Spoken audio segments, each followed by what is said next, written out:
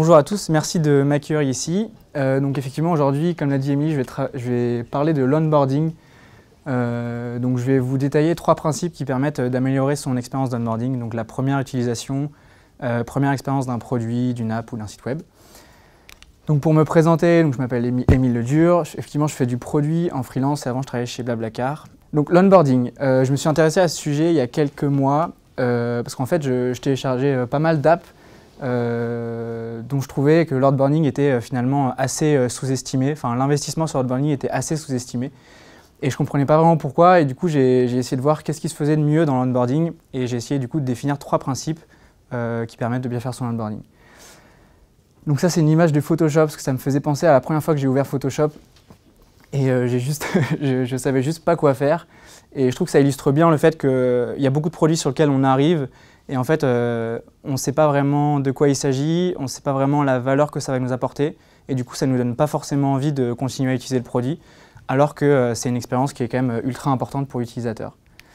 Donc ça, c'est un chiffre, je ne sais pas si vous le connaissez, qui illustre bien le sujet et l'importance de l'onboarding. 77% des utilisateurs actifs journaliers quittent une application dans les 3 jours après avoir l'installée.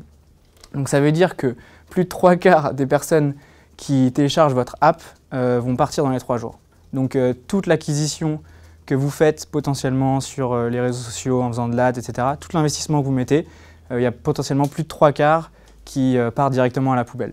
Ce qui est assez dommage, en tout cas si vous gérez mal votre onboarding. Ça c'est donc première raison pour laquelle c'est important, c'est une question d'activation de votre base utilisateur. La deuxième raison pour laquelle c'est important, c'est que les utilisateurs aujourd'hui, ils sont assez fainéants, ils ont très peu d'attention à accorder aux applications qu'ils téléchargent. Donc en fait, leur load d'attention est très très fragile, donc il faut savoir ne pas le gâcher. Donc il faut imaginer que tous vos utilisateurs sont constamment dans le rush, ils n'ont pas de temps à perdre, et donc vous devez être capable de capter leur attention très rapidement si vous voulez qu'ils continuent à utiliser votre application. Ça c'est la deuxième raison. Et aujourd'hui, en plus, c'est de plus en plus facile d'avoir de la valeur avec des apps avec très très peu de friction, de manière presque gratuite, que du coup les gens sont de plus en plus exigeants avec les applications qu'ils téléchargent. Et la troisième raison, c'est que c'est votre première impression. Donc en fait, c'est tout simplement la première chose que tous vos utilisateurs vont voir. Donc si cette impression est mauvaise, c'est ce qu'ils vont retenir de votre application. Si en plus ils partent, c'est ce qu'ils vont dire à leur père. Donc malheureusement, c'est aussi... c'est assez fatal et assez dur à admettre, mais c'est votre première impression, très important. Donc comment faire? 3 principes que j'ai essayé de détailler. Donc je vais vous les détailler avec des exemples pour essayer de les illustrer au maximum. Et à la fin, du coup, je serai heureux de répondre à vos questions si vous en avez. Donc premier principe, définir ce que vos utilisateurs doivent faire en premier lieu quand ils arrivent sur votre application. Ensuite, comment les garder engagés. Donc savoir ce qu'ils doivent faire, c'est une première chose. Il faut aussi définir comment est-ce qu'ils vont le faire. Et la troisième partie, c'est comment est-ce que vous itérez pour vous assurer que votre onboarding est toujours optimisé. Donc on va passer première étape, définir ce que vos utilisateurs doivent faire en premier. Donc il faut que vous soyez capable de définir quelles sont les actions clés qu'un utilisateur doit faire quand il arrive sur votre application. Donc c'est quoi les toutes premières actions qu'il doit faire pour 1. Comprendre de quoi il s'agit, donc qu'est-ce qu'elle fait votre application. 2. Saisir que votre application elle a de la valeur pour eux, donc créer de l'intérêt pour votre application. Et 3. Leur donner envie de revenir sur votre application. Donc la première expérience doit donner assez de valeur pour leur donner envie de revenir et donc les activer. Il y a 2 manières de faire ça. La première, c'est de se poser la question qui sont vos utilisateurs et pourquoi est-ce qu'ils viennent sur votre application. Donc il y a un framework produit et marketing qui illustre très bien ce principe. C'est le framework Jobs to be done. Qui a déjà entendu parler de ce framework? Jobs to be done. Ok, donc c'est un principe qui explique que nous, utilisateurs, on a tous des tâches à faire dans notre vie qui sont plus ou moins court-termistes ou long-termistes. Donc ça peut être tous les jours me rendre au travail en transport, comme ça peut être construire une carrière ou trouver l'âme sœur. Et pour ces tâches-là de notre vie, on utilise des produits et ces produits, on les utilise du coup pour répondre à des besoins très précis qui sont contextuels. Et donc, si vous vous intéressez à la raison pour laquelle les gens utilisent ou testent votre application, pourquoi est-ce qu'ils viennent, pour quelles raisons, ils sont dans quel contexte, c'est quoi leur motivation, c'est quoi leur frustration, vous allez être capable de capter la valeur qu'ils cherchent. Et cette valeur, votre objectif, c'est de la donner le plus rapidement dans l'expérience. Je vais vous donner des exemples pour mieux illustrer mon propos. Donc, qui sont vos utilisateurs? Pour quelles raisons ils viennent sur votre application? On prend un exemple simple. Tous les matins, vous allez à la station F, vous avez, je sais pas, disons 15 minutes de transport. C'est pas assez pour lire un bouquin, et en même temps, 15 minutes, c'est quand même beaucoup, donc vous cherchez un moyen de passer le temps. Vous n'avez pas envie de lire l'actualité parce que ça vous déprime, donc vous vous intéressez au jeu. Vous tombez sur Angry Birds. Là, on va faire les 10 premières secondes de Angry Birds. Vous allez voir, c'est assez incroyable. Donc, j'ouvre l'application, premier écran. Premier écran, j'arrive directement dans le jeu avec un petit picto qui m'explique comment ça marche. Donc, c'est parti. Je dézoome l'écran. Je lance mon oiseau qui éclate le cochon. Je gagne des points. Boum, le level est complété. Donc, en 15 secondes, j'ai compris ce que c'était ce jeu. J'ai complété le premier level. Et en plus, j'ai kiffé parce que c'est drôle. Du coup, il y a de très grandes chances que je continue à utiliser Angry Birds. Donc Angry Birds a fait le travail de me divertir en très peu de temps sur mon trajet. Donc ils ont fait le travail en 15 secondes. Vous remarquez là que, là ici, il n'y a pas de formulaire de contact. On ne me demande pas quel âge j'ai, où j'habite, de mettre mon Google, mon Facebook, tout ça. Enfin, on ne me demande pas ça en fait. On me laisse juste jouer. Ça, c'est important. Un autre exemple qui n'est pas dans le domaine du jeu, Pinterest. Donc là, en l'occurrence, j'ai envie de dire mauvaise pratique, mais peut-être qu'il y a une raison rationnelle derrière. La première chose qu'on me demande, c'est de m'inscrire. Bon, c'est quand même une friction, mais ce qui est intéressant, c'est qu'après, on me demande une chose, c'est de choisir 5 sujets qui m'intéressent. Donc Pinterest, dont l'objectif est de m'inspirer. Donc je vais sur Pinterest, curieux, de me dire, j'aimerais bien trouver un peu d'inspiration. Je m'inscris, je choisis 5 sujets qui m'inspirent. Et directement, j'ai accès à du contenu personnalisé par rapport à ce que j'ai donné. La seule friction qu'on m'a ajoutée, c'est de me demander ce qui m'intéresse. Et c'est la seule question qu'on me pose pour pouvoir m'apporter de la valeur derrière. Donc on m'apporte de la valeur avec très peu de friction pour répondre aux besoins que je suis venu chercher. Donc voilà pourquoi les 15 premières secondes de votre application sont décisives et doivent se connecter avec les besoins de votre utilisateur. Donc ça, c'était la première moyen de définir quelles sont les premières actions que vous pouvez, qu'un utilisateur doit faire quand il arrive sur votre app. Deuxième moyen de le faire, c'est de s'intéresser au aha moment. Est-ce que quelqu'un a déjà entendu parler de ça? Cool. Donc le aha moment pour les autres, c'est un moment clé dans votre expérience produit, dans votre application, où les gens accrochent avec votre produit. Donc c'est le moment clé où les gens se disent « Ah ok, j'ai compris, c'est top et j'ai envie d'utiliser ça encore longtemps ». Et donc ce moment, en fait, vous pouvez le définir rationnellement. Et en fait, il se définit de la manière suivante. Si les utilisateurs ont fait telle action tant de fois, alors il y a des chances qu'ils reviennent tant de fois sur l'application. Donc pour que ce soit plus simple à comprendre, celui de Facebook, c'est les fameux si vous ajoutez 7 amis en moins de 10 jours, il y a de grandes chances que vous restiez sur la plateforme, vous soyez un utilisateur actif et qui revient. Pour Slack, je crois que c'est 2000 messages envoyés par équipe. C'est vraiment le déclic qui fait que les gens restent sur Slack après. Et donc en fait, il y a certaines fonctionnalités qui sont vos fonctionnalités clés, qui sont des déclics pour les utilisateurs, qui font que ces utilisateurs qui ont fait ce déclic-là, il y a de grandes chances qu'ils restent sur votre application et que ça les active du coup derrière, donc qu'ils reviennent. Et vous, votre objectif, c'est d'essayer de voir quel est ce déclic et quel est ce moment clé dans votre application. Donc pour le faire, c'est simple. Si vous voulez l'article qui est en ligne que j'ai posté, il y a le lien qui permet de savoir comment faire ça bien comme il faut. Il suffit de regarder vos courbes de rétention. Donc vous regardiez les différentes fonctionnalités clés que vous avez dans votre application et vous regardez tout simplement celles qui créent le plus de rétention lors de l'onboarding. Et donc là, par exemple, on voit simplement que la fonctionnalité A, c'est celle qui crée le plus de rétention. Du coup, vous savez que cette fonctionnalité, c'est celle qui a beaucoup plus de potentiel de déclic pour vos utilisateurs que les autres. Une fois que vous avez identifié ce qu'est votre aha moment, du coup, vous savez ce que vos utilisateurs doivent faire en premier pour qu'ils aient des chances de continuer à utiliser votre application. Exemple, Instagram. Quand on voit l'onboarding d'Instagram, on voit très rapidement que ce qu'ils essayent de favoriser et de mettre en valeur lors de leur onboarding, c'est le fait de suivre des gens.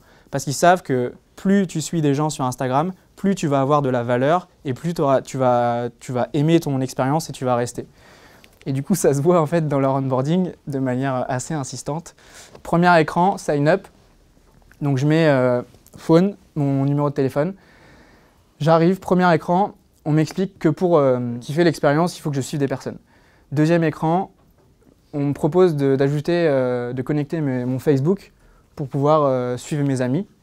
Troisième écran, on me demande de connecter mes contacts pour suivre mes amis. Donc à chaque fois, c'est des écrans dont l'objectif, le call to action, c'est suivre des personnes. Ensuite, j'arrive sur un écran où, au cas où si je n'ai pas compris, on me propose mon Facebook, mes contacts, et ensuite on me propose des personnes à suivre. Écran suivant, pop-up qui m'explique qu'il faut que j'ouvre mes accès Facebook, contacts pour suivre des gens. Quand on arrive sur la home, on a encore un encart qui nous explique qu'il faut suivre des personnes. Quand on slide, on a encore un encart qui nous explique qu'on peut connecter notre Facebook et notre contact. Donc à chaque fois, j'ai dit non. Et enfin, on a une dernière pop-up qui nous suggère de suivre des personnes. Donc là, c'est un peu insistant, c'est un peu tiré par les cheveux, mais ça permet de comprendre que eux, leur action clé qui va créer de la rétention dès la première utilisation, c'est de suivre des personnes. Parce que si on suit des personnes, on a du contenu et on a plus de chances de revenir. Et donc, c'est ça qu'ils mettent en valeur dans leur onboarding. Donc, c'est pas forcément, je ne conseillerais pas forcément de le mettre partout de manière insistante, mais en tout cas, ça permet de comprendre à quel point il y a certaines actions qui ont vraiment beaucoup plus de valeur que d'autres dans l'onboarding. Voilà, donc une fois que vous avez fait ça, donc vous avez, pour définir les premières actions qu'un utilisateur doit faire en arrivant sur votre application, vous essayez de comprendre pourquoi est-ce qu'ils viennent, quelle est la valeur qu'ils cherchent, et cette valeur, vous la mettez le plus tôt possible sous forme d'action. Et deux, vous essayez de comprendre quel est votre aha moment, quelle est votre action clé, et cette action, vous essayez de vous concentrer dessus lors des premiers écrans. Une fois que vous savez ça, vous pouvez vous intéresser à comment est-ce que les gens vont aller vers ces premières actions. Comment créer de l'engagement lors de cette première expérience. Ça, c'est très important, parce que même si vos actions sont bien définies, pour peu que l'utilisateur soit ennuyé par une pop-up ou une action qu'il n'a pas forcément envie de faire, ou qu'il soit distrait par quelque chose d'autre dans votre produit, s'il n'est pas engagé lors de ces premières secondes, s'il n'est pas dans un flow, vous pouvez vite le perdre et du coup, tous vos efforts que vous avez faits avant, ils ne seront pas utiles. Donc, 3 manières de les garder engagés, de garder un engagement fort. Le premier, c'est de les laisser faire. Donc, on apprend mieux en faisant. C'est bien connu. Il y a 3 manières de laisser quelqu'un découvrir une application pour la première fois. Soit vous lui envoyez une notice d'utilisation, comme on faisait avant avec les produits qu'on achetait. Donc avant de prendre le produit, on se tape 2 heures de notice d'utilisation. Alors pour cliquer sur le menu, il faut faire ça, etc. Soit vous lui montrez comment faire les choses. Donc ça, c'est un peu les tutoriels qu'on voit, même des tutoriels sur YouTube ou des tutoriels dans l'app qui vous expliquent comment ça marche. Sauf que le meilleur des moyens de les laisser comprendre l'application, c'est les laisser faire, donc les laisser utiliser l'application. Ça va plus vite, ils comprennent mieux et puis c'est plus ludique. Quartz, c'est une application de news sous forme de chatbot. Quand on télécharge l'app, on arrive directement sur une conversation. Encore une fois, pas de sign-up, pas de friction, rien. On arrive directement sur la conversation. Donc on comprend qu'il y a quelqu'un qui nous parle. Ensuite, on nous explique, donc merci d'être là, on va vous envoyer un certain nombre d'informations, on va vous envoyer des messages sous cette forme-là. Et là, on nous propose un call to action qui est de cliquer sur Like this.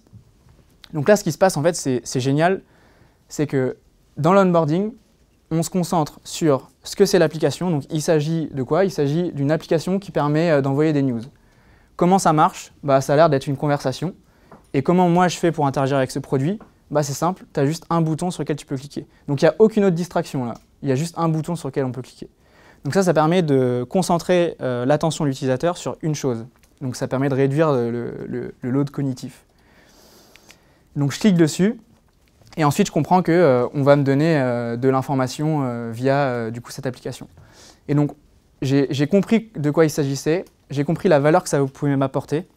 Et potentiellement, ça va me donner envie de venir si le contenu est intéressant. Donc là, c'est un très bon exemple. Un autre exemple, c'est Encore. Donc c'est une application de podcast qui permet de publier des podcasts ou d'en lire. Sur Encore, donc là, on a un sign-up classique Google, social sign-up avec Facebook, Twitter, email. On peut aussi se login si on a déjà ces identifiants.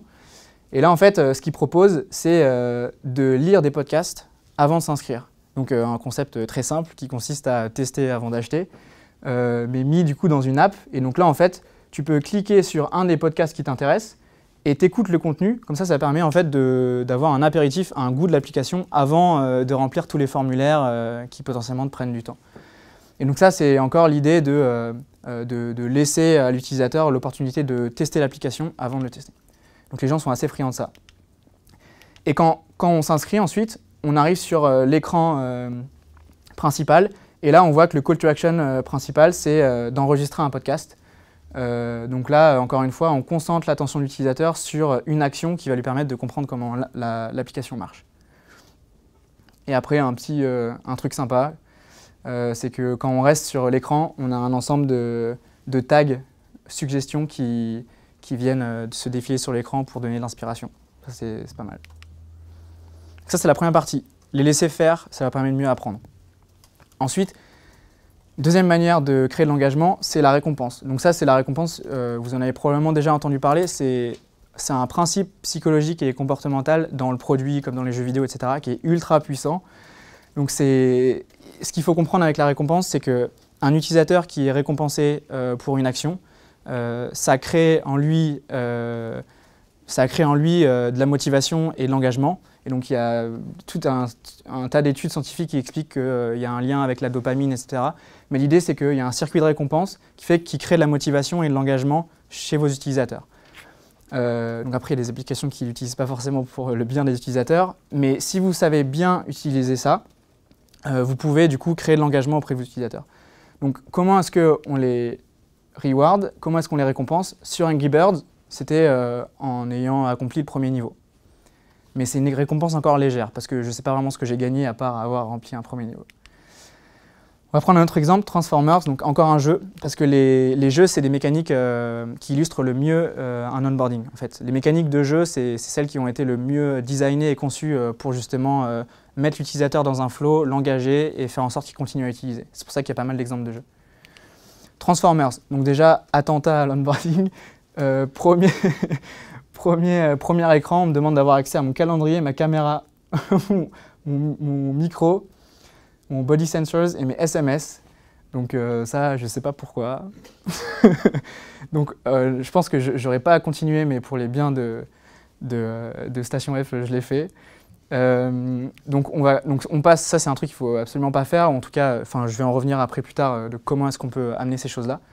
On arrive sur Transformers, on peut directement jouer. On a un petit tutoriel. Bon, je ne sais pas si on peut voir ça comme de la friction ou juste comme un moyen d'immersion pour l'utilisateur. On passe le tutoriel parce qu'on a envie de jouer. Donc là, première chose, on arrive, on nous explique comment faire un certain nombre comment se battre. Donc on le fait, donc là on a encore l'idée de apprendre en faisant. Donc là voilà, je mets un swipe right. Ensuite on m'explique comment hold, on commence à voir que je suis chaud. Et là on me propose du coup de faire une battle. Donc encore une fois, j'arrive directement dans le jeu et je joue. Donc là évidemment je l'éclate.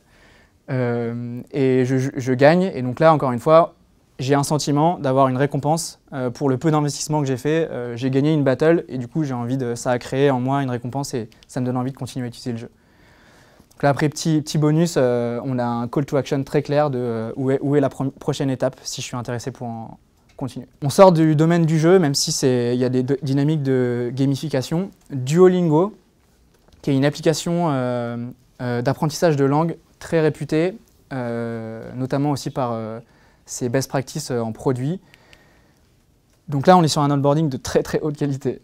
Donc on arrive, on peut commencer encore une fois sans créer de compte. Quelle est la langue que je veux apprendre? On va dire français.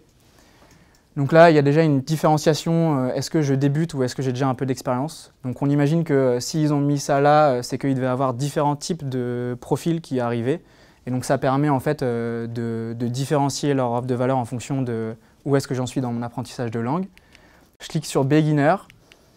Et là, pareil, en quelques secondes, j'apprends quelques mots en français. Et du coup, j'ai déjà ce sentiment d'apprentissage.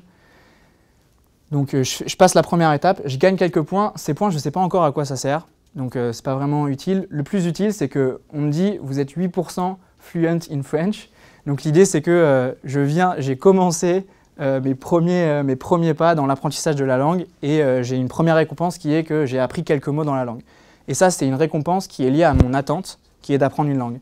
Donc je suis venu pour apprendre une langue, on m'offre cette valeur en très très peu de temps et on me le montre très clairement, très explicitement que je viens de passer une étape. Et donc ça, en général, c'est une récompense qui va me faire plaisir parce qu'elle a de la valeur pour moi. C'était ce que j'étais venu chercher, je l'ai eu avec très peu de friction. Du coup, il y a très grande chance que je continue à utiliser l'application.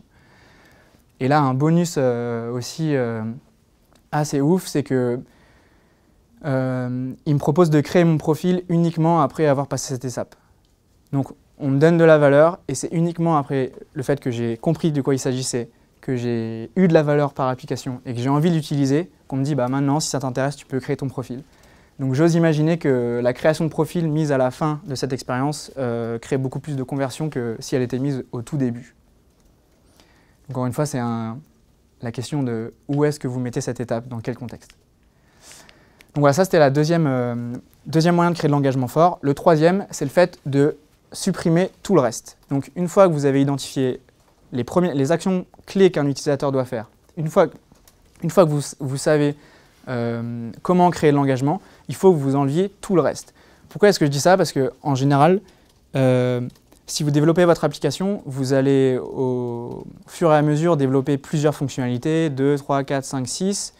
Ensuite, vous allez potentiellement avoir des personnes au marketing qui vont vouloir mettre des messages dans votre produit de notification pour créer de la rétention. Ensuite, vous allez avoir le support qui voudra mettre un chat dans l'application.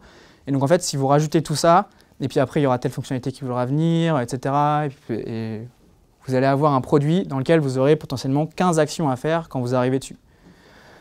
Et donc, même si vous avez travaillé votre onboarding, 2 ans après, votre produit il va ressembler à un brouillon dans lequel il n'y a quasiment que de la distraction. Et donc, c'est ultra important de se concentrer uniquement sur les actions qui ont de la valeur au tout début et de supprimer tout le reste pour ne pas distraire vos utilisateurs. Parce qu'encore une fois, ils ont une attention très fragile à vous accorder. Donc si cette attention, vous la grillez avec d'autres messages, eh ben, vous les perdez. Donc PayPal fait quelque chose de très bien. Donc bon, là, malheureusement, il y a un sign-up flow qui est obligatoire. Mais à la fin du sign-up flow, avant d'arriver sur l'application, on a un écran qui nous dit qu'est-ce que vous pouvez faire maintenant. Donc je suis un premier utilisateur, je ne sais pas encore tout ce que je peux faire avec l'application. Juste avant de me lancer dans le grand bain, on met un petit message en disant « Alors, il y a 3 choses que tu peux faire qui, à notre avis, te sera utile. Tu peux envoyer l'argent, en demander ou avoir ton lien personnel. » Donc je suppose que ces actions sont les actions clés de PayPal et elles sont mises en valeur pour les premiers utilisateurs avant qu'ils arrivent sur l'application. Et donc ça, c'est pas mal, ça leur permet de ne pas les distraire et de les concentrer, de s'adresser uniquement aux premiers utilisateurs. Une autre application qui fait ça, mais d'une autre manière, c'est Freeletics. Donc c'est une application de coach sportif. Encore une fois, là, on n'est pas obligé de s'inscrire. On arrive dans un funnel où on nous pose un certain nombre de questions. Et l'objectif de ce funnel, c'est de nous créer un programme personnalisé qui va nous expliquer, bah voilà, vous avez besoin de faire tant de sport par semaine, on pense que les meilleurs exercices à faire pour vous, c'est ça, etc. Donc pour faire un programme personnalisé, il faut répondre à quelques questions. Donc on répond à ces questions-là. Ensuite, on a un bouton Call to Action très clair de créer notre programme. Donc là, bon, en l'occurrence, c'est aussi là du coup qu'ils vendent leur programme payant. Mais on peut aussi cliquer sur la partie gratuite. Et vous remarquez qu'à chaque fois sur l'écran, il y a juste un bouton bleu, très clair, très évident, sur lequel tu peux cliquer. Donc en fait, tu ne peux rien faire d'autre que te faire prendre entre guillemets par la main pour essayer de comprendre comment marche l'application. Parce que l'idée, c'est que la seule valeur que tu as à utiliser cette app, c'est de passer par ce funnel qui est de te créer un programme. Et donc à la fin de l'onboarding, tu arrives directement sur ton programme et tu peux commencer à faire du sport. Donc c'est vraiment, ils ont enlevé tout le reste, donc tu ne peux pas aller dans tes paramètres, gérer tes profils, ajouter des amis, etc. On se concentre uniquement sur ce qu'on pense qui a de la valeur pour l'utilisateur, créer un programme sportif. Un dernier exemple que j'aime beaucoup pour le côté minimaliste de l'application, c'est Feedly. C'est une application d'agrégation de contenu en ligne. Donc on peut se connecter à des blogs, des sites, et ça nous met ça tout dans une app. Quand on arrive sur l'application, donc là c'est juste ouf, il n'y a rien à part un titre, une explication et une action à faire qui est le swipe. Bon là on a la barre de recherche éventuellement et la navigation, mais c'est très très léger. Donc il n'y a rien d'autre, hein. Donc là j'ai pas le choix, je swipe. Donc mon attention elle est concentrée sur une action. Et là j'arrive et on me propose de créer mon feed ou directement d'aller chercher dans les sites ou les blogs que j'aime bien. Et donc là, je clique sur je vais chercher les blogs, et là, j'ai un ensemble de suggestions. Donc là, ce qui est top, c'est qu'ils ont vraiment fait quelque chose de minimaliste. Ils se sont concentrés sur l'essentiel, qui est de créer mon feedly. Parce qu'ils considèrent que c'est... donc, si on revient, premier exemple, c'est probablement l'action clé qui va me faire rester sur la plateforme. C'est probablement celle qui m'apporte le plus de valeur avec le moins de friction. Et ça, c'est fait de manière à ce que je sois engagé dans mes premières secondes avec l'application. Donc voilà pour les deux premières parties qui étaient donc définir les actions clés à faire en premier lieu et deux, créer de l'engagement. Là, on va arriver sur la troisième partie qui est le principe simple d'itérer. Donc je me suis permis de faire une partie entière là-dessus parce qu'au final, c'est un peu enfoncer une porte ouverte que d'itérer sur son onboarding. Mais je me suis permis de faire ça parce que je pense que l'onboarding, ça peut être très tentant de le faire une fois bien et en fait de continuer à développer ses fonctionnalités et de jamais le reprioriser, donc de jamais repasser de temps là-dessus parce qu'on considère que l'onboarding est déjà bien fait, sauf que le produit il évolue, vos fonctionnalités elles évoluent, vos personas et vos utilisateurs potentiellement peut-être qu'ils évoluent aussi et donc votre onboarding il va forcément évoluer avec ça. Donc ça c'est la première raison et la deuxième c'est que potentiellement vous ne le savez pas mais vous avez un gros drop de conversion dans votre onboarding mais dont vous n'êtes pas forcément conscient. Et donc en fait, potentiellement, il y a des utilisateurs qui tous les jours arrivent sur votre app et en fait, ils partent parce qu'il y a un truc qui ne marche pas. Et ça, vous n'en rendez pas compte. Donc deux manières de le faire. La première, c'est de regarder où est-ce qu'il y a des drops, donc où est-ce que les gens ne convertissent pas dans votre onboarding. Donc si vous avez des analytics qui sont bien branchés, vous pouvez du coup lister, comme on a vu au début, les actions clés qu'un utilisateur fait lorsqu'il arrive sur votre application. Une fois que vous les listez, vous regardez les conversions, donc combien de personnes arrivent, combien passent à la deuxième étape, troisième étape, quatrième étape, et vous allez facilement voir les gros drops.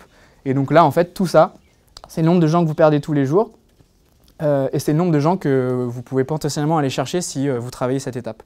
Donc comment travailler cette étape? La meilleure manière en général, c'est d'appeler et de contacter vos utilisateurs. Donc vous prenez votre téléphone, vous les appelez et vous essayez de comprendre pourquoi est-ce qu'il y a tant de drops. Et donc il y a deux questions simples que vous pouvez leur poser. Pourquoi vous avez testé notre produit? Qu'est-ce qui vous a poussé à venir ici? Quelle est votre motivation, besoin, etc. Et pourquoi est-ce que vous êtes parti? Donc vous prenez la personne qui est partie à la deuxième étape et vous lui demandez pourquoi est-ce que vous êtes parti. Et en général, vous faites ça avec plusieurs personnes, une dizaine, une vingtaine, vous allez vite vous rendre compte qu'il y a des patterns, vous allez identifier des patterns. Et une fois que vous avez identifié ces patterns-là, vous les travaillez et vous itérez continuellement. Donc un exemple là par exemple, si on prend l'exemple d'avant, on voit que des gens partent à la création du profil. Et vous vous rendez compte en appelant les gens que les gens ne veulent pas donner leur numéro de téléphone. À un moment, vous demandez le numéro de téléphone et en fait, les gens ne veulent pas le donner. Alors que vous pensez que les gens allaient le donner facilement. Et donc vous demandez pourquoi vous ne voulez pas donner votre numéro de téléphone et là vous avez un certain nombre de raisons. Parce que c'est confidentiel, parce que je ne sais pas ce que vous allez en faire, j'ai pas envie qu'il apparaisse sur la plateforme. Et en général vous allez trouver des raisons très claires qui expliquent ça. Et une fois que vous avez identifié la raison, vous la réglez. Donc par exemple si le numéro de téléphone, les personnes ont peur qu'elles apparaissent sur leur profil public, vous pouvez, ce qu'on voit parfois sur les applications, régler la situation avec une phrase simple qui est de dire cette information est confidentielle et ne apparaîtra pas sur votre profil. Et ensuite, vous voyez si ça résout votre problème de conversion. Donc, identifiez le problème, appelez les gens pour comprendre pourquoi, le régler et regardez si ça fonctionne. Parfois, vous avez des informations à demander à vos utilisateurs très tôt dans votre onboarding et ces informations, elles vous sont nécessaires. Donc, par exemple, je sais pas, vous avez besoin de la date de naissance pour je ne sais pas quelle raison. La question qu'il faut se poser, donc la date de naissance, ça crée des drops, mais vous vous dites oui, mais nous, on est obligé de le laisser parce qu'on en a besoin, ça fait partie de notre business. Donc les questions que vous pouvez vous poser pour savoir si c'est utile ou pas de le laisser, c'est déjà, est-ce que c'est une étape qui est absolument nécessaire et indispensable? Donc pour vous, est-ce que cette étape, elle est absolument nécessaire et indispensable? posez-vous 4 fois la question. Ensuite, si elle l'est, parce que c'est possible, si elle ne l'est pas, du coup, ça sort. Si elle l'est, c'est possible, est-ce que ça arrive au meilleur moment? Donc vous le demandez tout au début potentiellement, peut-être que vous pouvez le donner à la fin. Je prends un exemple bête, mais vous pourriez par exemple demander la carte bancaire d'une personne dès l'inscription, avant même qu'elle ait utilisé l'application. Cette carte bancaire, elle leur sert à vos utilisateurs à acheter quelque chose dans votre application. Et bien cette carte bancaire, elle est nécessaire, mais elle peut arriver juste au moment de l'achat. Donc c'est un exemple simple, mais juste pour comprendre la dynamique. Donc il y a des choses que vous pouvez demander à vos utilisateurs que vous n'êtes pas obligé de demander au début, mais uniquement au moment où c'est important. Et la dernière question qui est la plus importante, c'est dans chaque étape, quel est le bénéfice pour l'utilisateur? Donc il y a potentiellement un bénéfice pour vous en tant qu'entreprise, mais il n'y en a pas forcément un pour l'utilisateur. Donc quel est le bénéfice pour l'utilisateur? Et s'il y en a un, le mettre en valeur pour que l'utilisateur comprenne. Donc voilà les étapes pour itérer sur son onboarding. Et il me semble que j'arrive à la fin.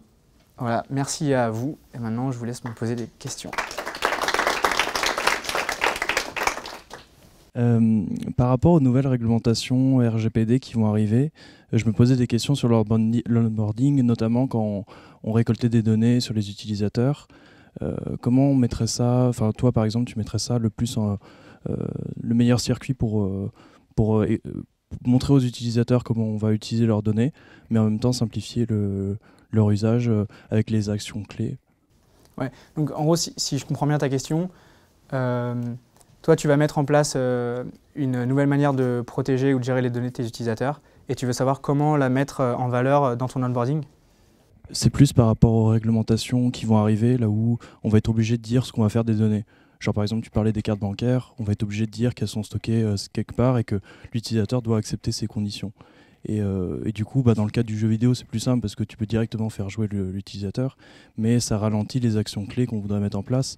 Et je me dis peut-être un slider d'introduction pour une app, c'est pas mal, mais je sais pas si c'est le plus UX, quoi. Alors, après, c'est mon avis, ça n'engage que moi, mais je pense que si tu as mis en place des actions qui sont du coup conformes aux réglementations sur la protection des données, la question qu'il faut que tu poses, c'est qu'est-ce qui est important pour tes utilisateurs? Donc, en fonction de ta base d'utilisateurs, tu ne vas pas forcément avoir les mêmes attentes et les mêmes soucis par rapport à la protection des données. Et une fois que tu as identifié ce qui est important, et ben ça, tu peux l'expliquer, genre soit tu mets une phrase à l'étape qui est concernée, qui explique facilement en disant voilà ce qu'on va en faire, parce que tu sais que ça, c'est ce qui fait peur aux gens, et du coup, toi, tu as trouvé une solution, donc tu en parles. Après, pour tout le reste, c'est pas forcément utile, je pense, que de mettre l'ensemble des conditions générales à lire pour le faire. Mais peut-être que c'est quelque chose que tu peux mettre de manière plus... donc, si c'est important, tu le mets, c'est en valeur et tout le monde le voit. Si ça l'est moins, tu le mets dans tes conditions générales et les gens pour qui ça intéresse vont aller les voir et pour ceux pour qui ça n'intéresse pas, vont pas les voir. Je pense que ça serait une des manières que je ferais pour régler le problème. Okay, ça répond à ta question? Ouais, ça répond. Cool. Moi, j'avais une question. Est-ce que tu aurais des ressources à nous conseiller pour pousser un peu plus le sujet et notamment en B2B? Ouais, la B2B, c'était un vaste sujet. Donc déjà, pour information, là, il y a beaucoup d'exemples B2C, quasiment que... Je crois que j'ai même pas mis du Slack ou autre. Déjà, première raison, parce que j'ai pas forcément accès à toutes les parties B2B. De mon expérience du B2B, c'est vrai qu'en général, c'est un peu moins travaillé, j'ai l'impression, en tout cas. Du coup, il y a déjà beaucoup d'inspiration à aller chercher dans les applications B2C. Donc, il y a déjà de très bonnes pratiques, très faciles à mettre en place dans le B2B. Et après, si tu veux aller plus loin, je pourrais partager si tu veux après dans le détail, mais il y a Samuel Ulick qui est en fait qui est une personne qui a un site qui s'appelle useronboard.com qui lui analyse, prend les onboarding et entre guillemets les éclate sous forme de slide en disant ça c'est bien, etc. Et il fait du taf incroyable. Et donc c'est useronboard.com. Et donc là en fait tu vas avoir un ensemble d'onboarding que tu vas pouvoir regarder bien dans le détail. Et après, sur Medium, tu trouves beaucoup d'articles intéressants sur l'onboarding. Après, moi, les articles qui m'avaient plu, c'était Casey Winter aussi, W-I-N-T-E-R-S. Au niveau des rewards, justement, sur le B2B, dès qu'on sort des applications un peu là où on apprend un langage ou autre, ça peut être vite compliqué au final d'avoir un reward. Dans mon cas, par exemple, on a une marketplace de location. Du coup, le reward, j'ai du mal à imaginer ce que ça pourrait être. Tu as des exemples un petit peu qui sortent de ce que tu as présenté là? Donc, est-ce que tu peux m'en dire un peu plus sur ton produit? Ouais, c'est une marketplace de location de matériel audiovisuel entre professionnels du secteur. Donc c'est vraiment très précis, c'est une niche. Ok. Ouais. Alors, un des moyens d'aller chercher ces récompenses et ce qui a de la valeur pour les utilisateurs, déjà, si tu passes beaucoup de temps avec eux, tu sais ce qui les importe ou ce qui les importe moins dans l'expérience. Après, si dans le cadre d'une marketplace, tu peux trouver des moyens de les récompenser à hauteur de ce qu'ils attendent. Donc par exemple, si je prends l'exemple de Airbnb, tu vois, genre donc c'est une marketplace sur laquelle tu vas poster ton appartement. Une récompense qui peut avoir de la valeur et qui peut te créer de l'engagement chez toi, c'est le fait qu'une personne vienne te poser une question sur ton appartement ou te fasse une demande. Et donc ça, c'est un exemple, tu vois. Ensuite, le fait que la personne book, ça a une récompense encore plus forte. Et donc en fait, si tu mappes toute l'expérience de ton utilisateur, c'est quoi les interactions qu'il a avec ta plateforme, et dans toutes ces interactions, quelles sont celles qui apportent le plus de valeur à ses yeux, et ben une fois que tu identifies celles qui apportent le plus de valeur, et ben tu sais que tu peux concentrer tes efforts là-dessus pour qu'elles arrivent soit plus tôt dans l'expérience, ou soit que tu crées même une nouvelle interaction qui va créer cette récompense pour les utilisateurs. Donc je dirais que c'est important de bien connaître tes utilisateurs, mapper l'expérience, identifier ce qui apporte déjà de la valeur pour eux et essayer de le mettre le plus tôt possible. Parce qu'après, c'est vrai que le problème de la récompense, c'est que tu peux avoir tendance à en créer qui sont en fait un peu des récompenses artificielles et tu veux tomber un peu dans quelque chose qui en fait résout pas le problème, qui est une fausse récompense. Et donc c'est pour ça que c'est vraiment important de comprendre tes utilisateurs, ce qu'ils attendent et dans leur expérience, qu'est-ce qui a de la valeur pour eux. Est-ce que c'est quand ils ont fini leur location? Est-ce que c'est quand ils reçoivent une question? Est-ce que c'est quand leur annonce elle est postée parce qu'elle est belle et ils sont contents qu'elle soit en ligne? Je pense que c'est important d'identifier ça pour essayer ensuite de le mettre le plus tôt possible. Enfin, comment tu peux comprendre si tu as beaucoup d'engagement mais peu de rétention? C'est-à-dire qu'en gros, tes utilisateurs ils passent beaucoup de temps sur ton produit au départ, mais ils stickent pas sur le produit, quoi. Donc attends, si je comprends bien... En gros, tu as beaucoup d'engagement, mais tu n'as pas forcément de la rétention sur le moyen terme, on va dire. Et comment tu définis l'engagement au début? C'est le temps passé sur l'appli. Donc il passe beaucoup de temps, la première fois il passe beaucoup de temps. Pendant même une semaine, et petit à petit ça... Ça c'est intéressant, parce qu'en fait c'est un peu... Parce qu'au final tu pourrais avoir l'impression que ton onboarding il est bien fait, parce que tu as l'engagement, tu as la récompense, etc. Mais la rétention derrière, en fait il manque quelque chose. Bon, déjà, je pense que, en gros, là, déjà, ça arrive un peu à la question de la rétention. Donc, comment est-ce que dans ton app, tu as des logiques de rétention? Donc, soit des hooks, des cycles qui permettent de créer à chaque fois de la récompense variable, fait que les gens reviennent, etc. Donc, déjà, ça, c'est un peu un autre sujet, c'est la rétention. Mais je pense que ce qui est important, c'est de définir donc, quelle est l'action clé que tu veux que tes utilisateurs fassent tout au long de leur vie avec ton produit. Donc tu vois, par exemple, sur Instagram, ça peut être poster une story, etc. Donc quelle est l'action clé ou les actions clés s'il y en a 2 ou 3? Et à quelle fréquence ils doivent le faire? Donc tu détermines une fréquence, tu vois, Airbnb, ça peut être 2-3 fois par an, tu loues ton appartement. Si c'est Facebook, poster une story ou Instagram, ça peut être genre toutes les semaines. Une fois que tu as du coup l'action clé et à quelle fréquence ils doivent le faire, ça c'est ce qui peut déterminer du coup ton objectif de rétention. Et après, je pense que du coup, ça arrive sur le domaine de la rétention. Je pense plus trop de l'onboarding. Tu dois réussir à créer du coup une logique de rétention, donc avec des hooks, de la récompense variable, des fonctionnalités sociales, social proof, etc. Mais c'est vrai que c'est un beau challenge. Ça m'intéresse d'en savoir plus si tu veux qu'on en discute après. Petite question, si je reprends par exemple l'onboarding de Slack, comment tu fais comprendre au premier utilisateur qui n'a pas d'équipe, c'est quoi l'intérêt d'utiliser Slack s'il n'a jamais entendu parler de Slack de toute sa vie? Donc si je répète ta question, comment on fait pour faire comprendre donc, un utilisateur qui arrive sur Slack, qui n'a pas d'équipe? Pas d'équipe, qui a entendu parler de Slack je ne sais où, qui télécharge l'application et qui découvre l'intérêt ou pas de ça. Ouais, mais du coup, c'est quoi son intérêt d'utiliser Slack? Il en a entendu parler, il trouve l'idée sympa. Parce que moi, ce que je vois, c'est que si lui, s'il n'a pas d'équipe qui vient juste pour la curiosité, bah déjà, potentiellement, peut-être que ce n'est pas un utilisateur cible. Parce que Slack, du coup, ce qui les intéresse, c'est que ce soit des gens qui ont déjà des communications, donc qui ont un cas d'usage, et qui, du coup, testent Slack et remplacent leur cas d'usage. Donc si c'est une personne qui n'a pas d'équipe... Mais si cette personne n'a pas été invitée en fait, sur Slack par un membre de son équipe, mais la première personne pour inciter justement son équipe à passer sur Slack. Ah oui, donc il a une équipe. Il a une équipe, il utilise déjà des outils. C'est le first time user de son équipe sur Slack. Et pour inciter les gens de son équipe à utiliser Slack, et lui, c'est quoi son intérêt quelle est sa valeur ajoutée à comprendre l'intérêt de Slack pour lui et son équipe? Bah déjà, Slack, eux, d'ailleurs, c'est marrant, peut-être, je ne sais pas si c'est pour répondre à ce problème, mais dans leur onboarding, ils ont des tutoriels screen où ils expliquent à quoi ça sert et dans quel cas d'usage tu utilises. Et donc déjà, là, ils te disent c'est pour de la communication avec ton équipe. Donc déjà, je pense que là, s'il y a une question de à quoi ça sert, dans quel cas d'usage j'utilise, et ben cette question, elle est résolue du coup dans leur onboarding, donc avant même de s'inscrire. Et après, une fois que tu t'inscris, je ne me souviens pas, mais si inviter ses membres, c'est une des actions qui est clé. Donc si inviter un membre, c'est une des actions clés, et ben ça peut être une des actions qui va être mise en valeur très rapidement dans l'application. Et après, je pense que ça va être une des actions clés. Et sinon, ouais, je vois pas. Est-ce qu'il y a des enseignements produits du type, est-ce que demander, tu sais que maintenant, demander son numéro de téléphone à une certaine cible te fait pas perdre en fait plus de users que ça? Moi, j'ai pas jamais trouvé cette info. Peut-être qu'elle existe quelque part.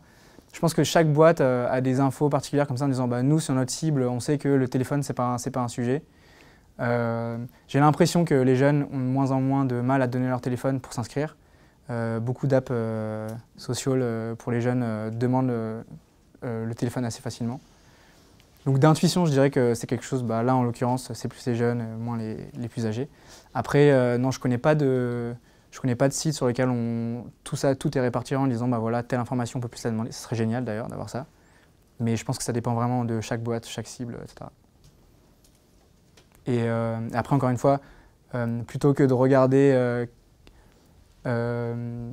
plutôt que de voir, d'essayer de lister tout ce qui pourrait marcher ou pas, je pense que c'est plus important de lancer quelque chose et de voir là où ça ne marche pas et d'essayer de résoudre ça, plutôt que d'essayer d'étudier tous les scénarios possibles. Et... Voilà. Je trouve que c'est un bon exemple pour les utilisateurs qui, comme moi, commencent par PC et après basculent sur une app. Et pour le coup, le process d'onboarding n'est pas du tout le même quand tu as déjà un compte et que tu dois te recréer un compte sur un mobile. Du coup, moi, je ne suis pas du tout passée par ces étapes-là et c'était extrêmement painful comme onboarding. Est-ce qu'il y a des leçons pour les boîtes qui sont d'abord web et qui basculent après sur une app, sur les bonnes pratiques? Comment ça? En termes l'exemple que j'avais en tête, c'était celui d'Instagram, justement. Quand tu t'inscris d'abord sur le web, que tu te crées un compte, que tu le regardes sur ton PC, et quand tu télécharges après l'application et que tu dois te reloader avec ton compte, etc., t'as pas le même process. Donc moi, j'ai pas eu le côté follow-up, etc. Et le process n'était pas du tout lisse, c'est pas du tout sans friction. Et du coup, est-ce qu'il y a des bonnes pratiques quand tu es une boîte en e-commerce, etc., par exemple, que tu commences par un site et qu'après, tu bascules sur une app pour faciliter cet onboarding de gens qui sont déjà clients par ailleurs? Donc en fait, là, tu parles d'un cas d'une application web, de gens qui sont déjà inscrits et qui ensuite passent sur l'application. Ah oui, donc tu parles de l'onboarding des gens déjà inscrits sur web qui arrivent sur... Alors déjà, ça dépend. Est-ce que tu as les mêmes fonctionnalités sur web ou sur mobile? Si tu as exactement les mêmes fonctionnalités, la personne qui connaît déjà ton produit, en fait, elle a potentiellement déjà été onboardée. Donc l'onboarding sur la mobile, ça consistera à rentrer ses credentials, ses identifiants et de se loguer et utiliser l'app. Après, si tu as un produit qui est différent, si tu as des fonctionnalités qui sont différentes sur mobile plus que sur web, l'avantage de cet onboarding, c'est qu'il est plus simple parce que ces gens sont déjà des utilisateurs, donc ils connaissent déjà ton produit, à quoi ça sert, l'application. Potentiellement, c'est des gens qui reviennent aussi souvent, donc tu n'as pas de logique de les activer à utiliser ton produit sur long terme. Donc ça, c'est le côté positif. Après, si tu as des nouveaux concepts à présenter qui sont liés à ton application mobile et pas à ton site web, là, ça peut valoir le coup, du coup, de concentrer ton onboarding là-dessus. Donc les gens qui sont déjà sur web et qui arrivent sur mobile.